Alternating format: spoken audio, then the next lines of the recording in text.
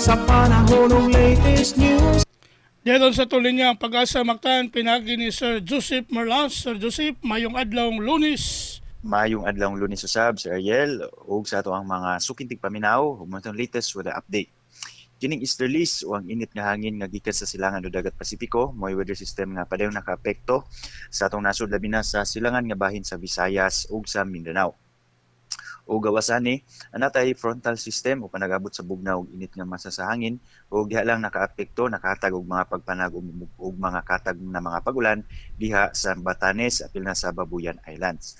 O gawasan ning duha ka weather systems wala tay gi-monitor nga LPA o bagyo nga posibleng makasud sa atong Philippine Area of Responsibility. Mangsud sa 24 oras ang tibuok Kabisayaan lakip na ang probinsya sa Sugbo. Padenta makasanati aning generally fair weather condition ay kasarangan og init nga tempo sa panahon. Ug kung natay mga pagulan kini mga patak-patak ug mga lumalabay sagad masanati ni sa hapon o sa gabi tungod ni sa localized thunderstorms nato ingon man sa easterlies.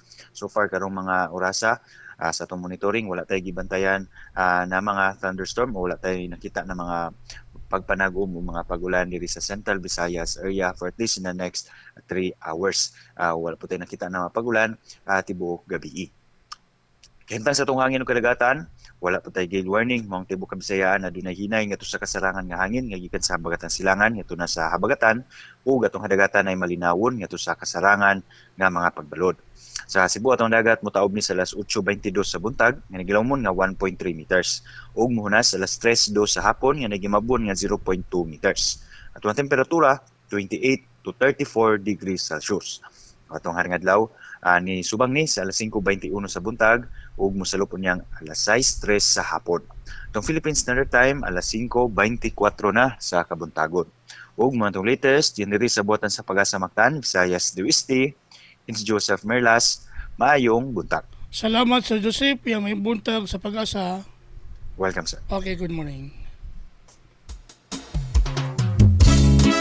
Inyong gadabati si Sir Joseph Merlas, ang atong widow specialist gikan sa Pag-asa Mactan nga naghatod sa atong dagan sa kahimtang sa panahon nining adlawng Lunes, Hunyo 3, Toyga 2024.